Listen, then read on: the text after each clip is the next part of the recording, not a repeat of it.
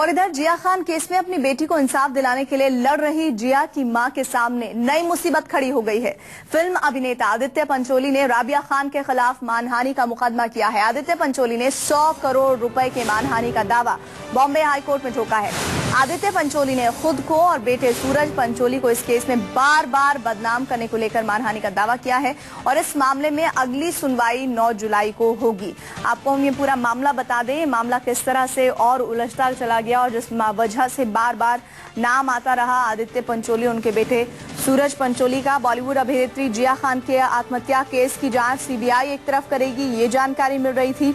वहीं दूसरी तरफ जब ये मामला सामने आया था 10 जून 2013 को जिया के मर्डर को लेकर ये आरोप जिया की मां राबिया खान ने लगाया कि उनके जो प्रेमी थे आदित्य पंचोली के बेटे सूरज पंचोली, उन्होंने ही उनकी बेटी की हत्या की है। इसी को लेकर ये पूरा मामला और गहराता चला गया और बार बार राबिया खान कहती रही, जो जिया की मां है, कि आदित्य पंचोली के बेटे सूरज पंचोली ने ही उनकी बेटी की हत्या की है। लेकिन अब इस पूरे मामले में मानहानि का केस करने जा रहे हैं आदित्य पंचोली।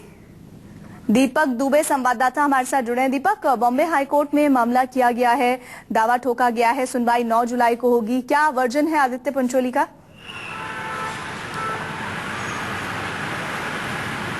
जी, आदित्य पंचोली ने साफ तौर पे कहा है कि जिया खान की जो मां राबिया है वो लगातार 4 मार्च से और 1 मई तक लगातार पोस्ट कर रही है ट्विटर पे, जहां पे उनके परिवार के 3 सदस्यों के खिलाफ लगातार आपत्तिजनक बातों का प्रयोग किया गया है। यानी कि सूरज पंचोली की पत्नी के खिलाफ, उनकी बेटी के खिलाफ और सूरज पंचोली के खिलाफ लगातार जिया खान की मां पोस्ट कर रही हैं और उनके फैमिली के खिलाफ अपशब्दों का प्रयोग किया जा रहा है, गलत बातें लिखी जा रही हैं। यही वजह है कि आदित्य पंचोली ने कल हाई कोर्ट में एक याचिका दायर की है जिसमें 100 करोड़ की डिफेमेशन किया है राबिया खान के खिलाफ। अब इस मामले की सुनवाई 9 तारीख को होनी है। अब ये फैसला कोर्ट को करना है कि आखिर ये पूरा मामला क्या है, किस तरीके से डिफेमेशन का ये मामला आदित्य पंचोली ने जो किया है हाई कोर्ट में, उसका जो निर्णय होगा वो क्या होगा। जी, वहीं दीपक, ये भी समझना बहुत जरूरी है कि राबिया खान का कोई वर्जन इस मामले में सामने आया है, क्योंकि वही इस मुख्य धुरी में है जो बार बार उनका आदित्य पंचोली का और सूरज पंचोली का नाम इस पूरे मामले से जोड़ती रही हैं। और अभी आपने बताया कि वो लगातार ट्वीट और इस तरह के बयान दे रही हैं सोशल मीडिया के जरिए, जिससे आदित्य पंचोली और सूरज पंचोली की इमेज को खतरा दिख रहा है।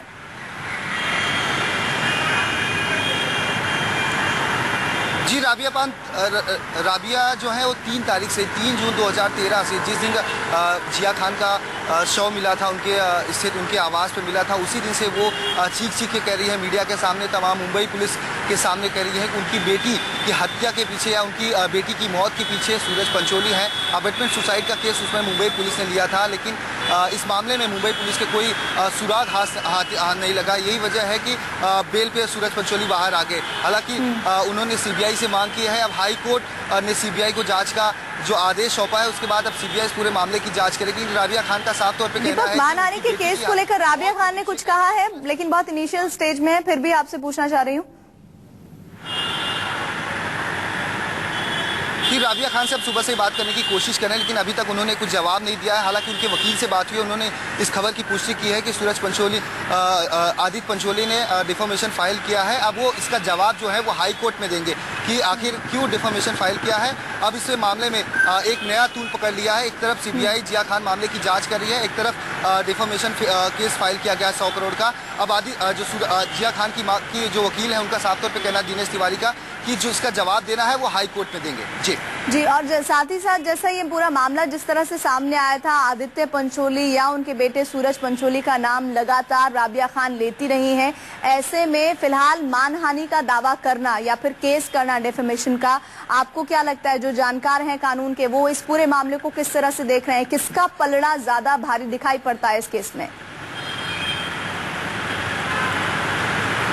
जी, कानून के जानकार की मारे जो एक्यूज होता है उस पर अगर टारगेट किया जाता है, लेकिन पुलिस से अगर वो छूट के निकला हुआ है, बेल पे निकला हुआ है, केस चल रहा है, तो उस पर कोई किसी भी बात की टिप्पणी नहीं की जा सकती है। ऐसे में सूरज पंचोली के परिवार पे एक के बाद एक टिप्पणी करना, सोशल नेटवर्किंग साइट पे ट्वीट करना, 4 मार्च से 1 मई तक ट्वीट करना, 18 ट्वीट किए गए हैं जिया खान की मां राबिया खान की ओर से, और लगातार उनके परिवार के बारे में अब शब्दों का प्रयोग किया गया है। उनके परिवार को कहीं ना कहीं एक नुकसान पहुंचाने की कोशिश की गई।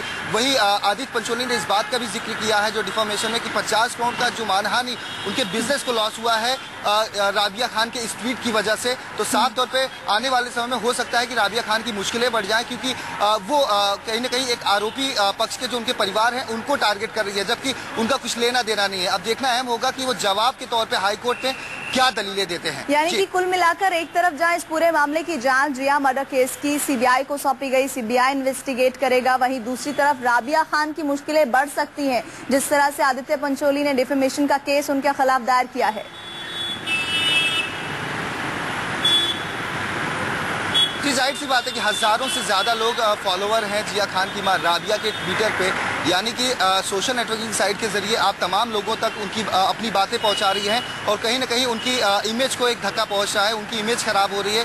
यही वजह है कि उन्होंने हाई कोर्ट में ये अपील किया है, दायर किया है आज क्या, कि 100 करोड़ की मानहानि का मुकदमा। अब इस मामले में देखना अहम होगा कि जब सुनवाई होगी तो राबिया खान के वकील दिनेश तिवारी क्या दलीलें रखते हैं, राबिया खान की तरफ से क्या दलीलें रखी जाती हैं इसकी तरफ से, कि क्या जो उन्होंने इमेज उनकी खराब करने की कोशिश की है या जो ट्वीट किया है उसमें सत्यता कितनी है, उसकी जांच की जाएगी। उसके बाद यह फैसला हो पाएगा कि 100 करोड़ का जो डिफेमेशन फाइल किया गया है वो कितना सही है। जी, तो एक बार फिर से अपने दर्शकों को बता दें कि जिया की मां पर मानहानि का केस दायर किया है आदित्य पंचोली ने। आदित्य पंचोली के बेटे सूरज पंचोली को यह कहा जा रहा था कि वो जिया खान के बॉयफ्रेंड है और उन्होंने ही जिया खान का मर्डर किया है। ये बात राबिया खान बार बार कहती रही हैं। जब 3 जून 2013 को जिया खान का शव उनके घर से ही बरामद हुआ था, उसके बाद से ही अब इस पूरे मामले में एक नया मोड़ ये कि आदित्य पंचोली ने डिफेमेशन का केस राबिया खान के खिलाफ दायर किया है और ये कहा है कि राबिया खान जिस तरह से पिछले दिनों लगातार सोशल मीडिया कि आदित्य पंचोली ने डिफेमेशन का केस राबिया खान के खिलाफ दायर किया है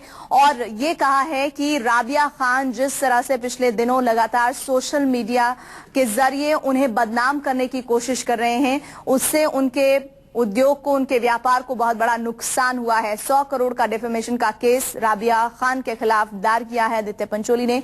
शुक्रिया आपका इस जानकारी के लिए और 9 जुलाई को इस पूरे मामले